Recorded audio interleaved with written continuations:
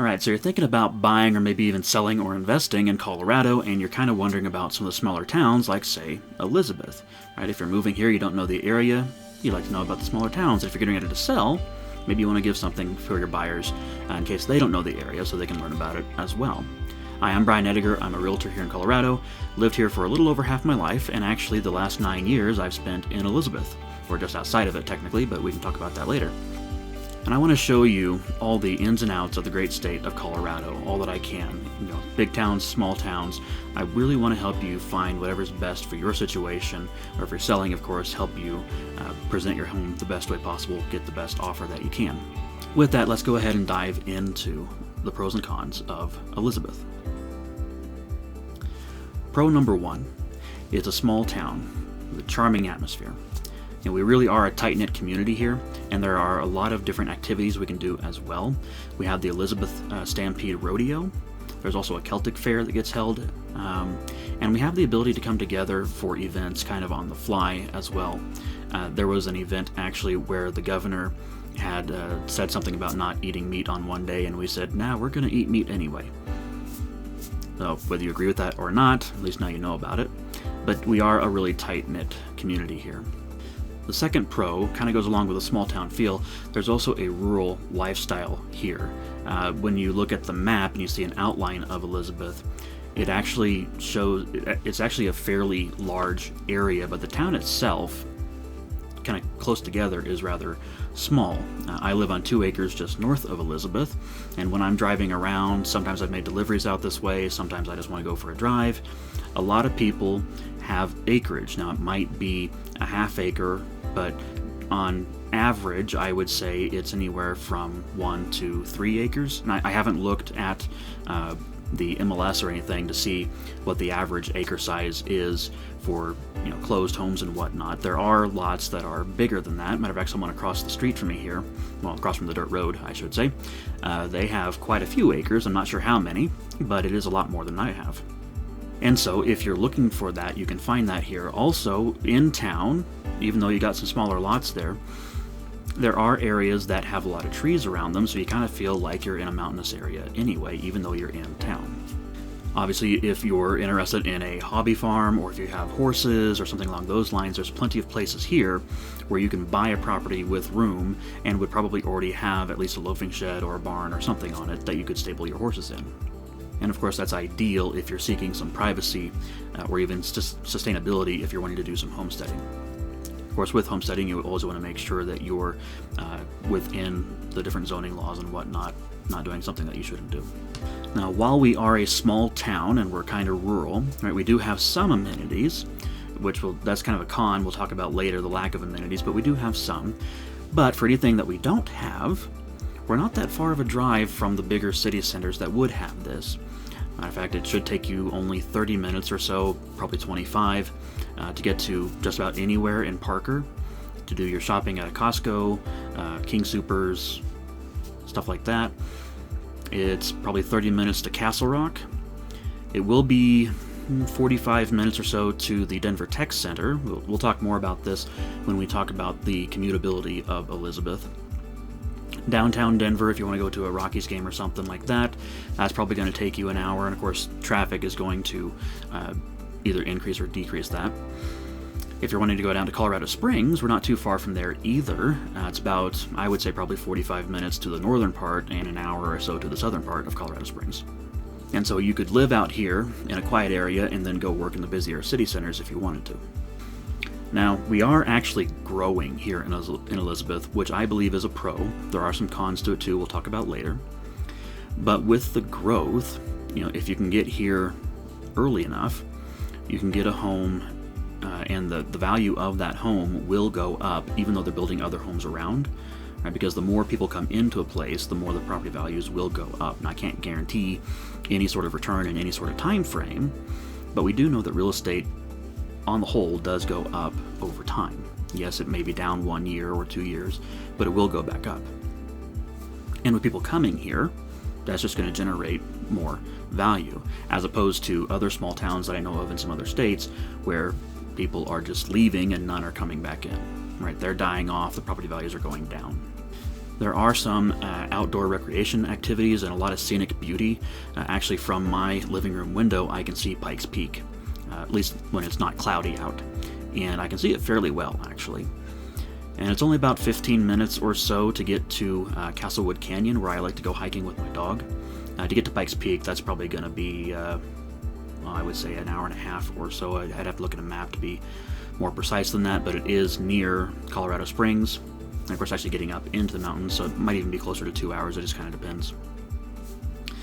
But there are areas you can go hiking and whatnot. You want to make sure you're not on anybody's property, of course. Like I said, there's a lot of big properties here that you can look for. We do have a camp. I don't know what exactly, if it's like a KOA kind of situation or something else. We can look into that in another video. But we do have these opportunities. And finally, the final pro here is the family-friendly environment. Being a tight-knit community, we're getting to know each other. You know, we can watch out for each other's kids. I don't have any kids, but you know, that's the kind of thing that you can build in this kind of community. And there are a lot of good schools in the area as well. Several schools that you can have your kids go to. We even have a charter school, if I remember correctly. But we are a small town. We actually just got our 4th stoplight not too long ago, actually down by the McDonald's. That's one of the amenities that we have. We just got McDonald's not too long ago. We also do have Walmart and Safeway, AutoZone, O'Reilly's Auto Parts, Napa, Sonic, Big O Tires. So we do have things here where you can get what you need. Oh, we also have a Big R, of course. You always got to have a Big R. And we do have a True Value. All right, so let's get to some of the cons. All right, I was just listing off some of the amenities that we do have. But I have to admit there are other things that we don't have. There are some mom and pop shops and restaurants here, which I think is great. I like supporting small businesses, but if you want something fancier, you're going to have to go into Parker or Denver or Castle Rock, you know, somewhere in those areas, and even down to the Springs, to get something fancier than that. Or if you need something, say from Home Depot, if True Value or Big R doesn't have it, you're going to have to go in town to Home Depot or Lowe's or something along those lines. But it's really not that far of a drive. But it is something you have to take into consideration if you're going to live out in a rural area. I mentioned the growth that we're having here in Elizabeth. You know, there's actually a developer building nearly 1,000 homes, if not 1,000 homes, just down the road from me, like 10 or 15 minutes away. There's another builder who's building further away to the north, but it's still in the Elizabeth outline on the map. I do believe they're still building homes over on the other side by the Walmart. And with this, you know, you're going to have more people. I mean, the parking lots are fairly big for Walmart and Safeway, but they also can get kind of full kind of quick. But there's also the roads in Elizabeth and going out of Elizabeth are really just, you know, one lane each way kind of highways. And with more people, that's going to lead to more congestion. And of course, I'm sure eventually they will start to build out the roads, but that's going to mean construction, more congestion. So even though there's growth potential here, and I think the good outweighs the bad, you still have to keep in mind that traffic congestion is going to be an issue. And with that, commuting into, say, the Denver Tech Center or Greenwood Village, Denver itself, even Parker, you know, you're going to have a little bit longer of a commute to get there than if you were to live in, say, Parker or Denver or somewhere like that. And especially if the congestion becomes an issue, it's going to take even longer. Again, I don't think it's necessarily that bad of a thing, but it is something to consider. I happen to like small towns, I like driving, so it's really not a big deal for me, but it might be for you. Weather and wildlife concerns. Out here, at least where I'm at, the wind does blow fairly hard. And when it snows, it tends to leave big drifts in front of my garage and my front door. Luckily, I have a plow I can put on the back of my car and I can quickly plow my driveway. But if you don't have a plow, you're going to have to get a shovel, right? Shovel yourself out. So if you're going to move here, I would suggest investing in either a snowblower, a plow for your ATV, a plow for your car, you know, something along those lines to help you clear your driveway quick. Bearing in mind, I actually live on a dirt road that dead ends. I'm actually on the arm of it that dead ends. And sometimes it takes a while for the plows to get out to my place to plow my road. I do have a neighbor who has a bobcat and I think an ATV with the plow and stuff like that, and he'll plow a lane or two so that we can actually get in and out. But if he's sick or something, or if he's not home or whatever the case may be, because I do believe he's a firefighter too, I may have to suck it up and be stuck in my house for a little bit. So again, something to consider. I don't think it's that big of a deal. We do get plenty of sunshine, and the snow does melt fairly quickly. So as long as you've got a good 4x4 four-wheel drive car, you should be good to go. There's also some wildlife concerns here, though. Now, one beautiful thing, kind of a pro within the cons here, we have deer walking through our yard like all the time. Maybe not all the time, but fairly often. It's not a surprise to me when I wake up and look out my front window or the back window and see some deer walking around. And I can see rabbit tracks in the snow. So there's plenty of wildlife here, but there's also bobcat. Right? I've seen on like Nextdoor and stuff like that, people posting, hey, watch out if there's a bobcat around. Of course, I don't know where exactly they're living and where the bobcat is, but I do have a dog. Now, she's a large dog, not a large dog, but medium-sized dog, and she can go in and out as she pleases to go to the bathroom. And I wouldn't be surprised if a bobcat could jump the fence that we have around her yard and maybe get at her. I think my dog would be smart enough to run into the home. Of course, maybe the bobcat would too. But it is something you need to worry about if you have pets. If you're going to homestead and you're going to have chickens and whatnot, you want to make sure that you can protect your chickens or your goats or whatever it is you have, right? Again, just something to take into consideration.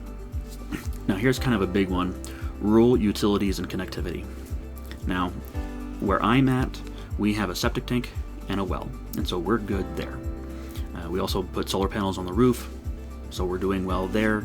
Although they're not directly tied into the house, they go to the electric company, but it still lowers our bill, so that's a plus. We do have a generator that we could connect.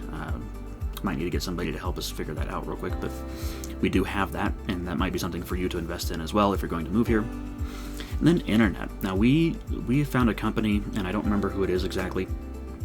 And of course, I don't want to tell you, oh, this is the best company in the world, and have things go wrong there. But there are options for high-speed internet. Okay? And of course, with Starlink, if you're okay with using Starlink, it does work out here. Something to keep into consideration there, though, is if it's raining hard, Starlink has a hard time working, or at least it did when we tried it. But I do have fairly good internet connection right now. So, now, while Elizabeth is, I think, still fairly affordable, more affordable than, say, a comparable home closer into town, obviously, it can still have some high prices, especially with the acreage. I think the acreage involved increases the home prices a bit more than the home itself, depending on, of course, the home.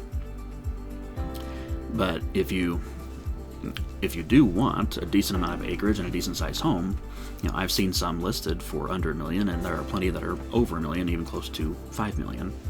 So again, it kind of depends on what you want, but there's going to be a little bit higher cost, and if you're going to be going to the stores here in town, they might have a little higher cost than the stores in Parker. I haven't taken the time to actually sit down and compare apples to apples, right? Go to the Walmart here and check for bread and milk and eggs, and then go to the Walmart in Parker and check for bread and milk and eggs. But it wouldn't surprise me if it's a little bit more expensive here.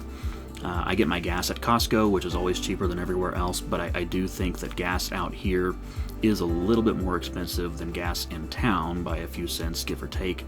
Although sometimes it can be lower. It just kind of depends on what's going on there too. But something to take into consideration. And of course, property taxes are something you're going to look into as well. I do think the property taxes went up a little bit. All right, so there's the pros and cons of living in Elizabeth, Colorado.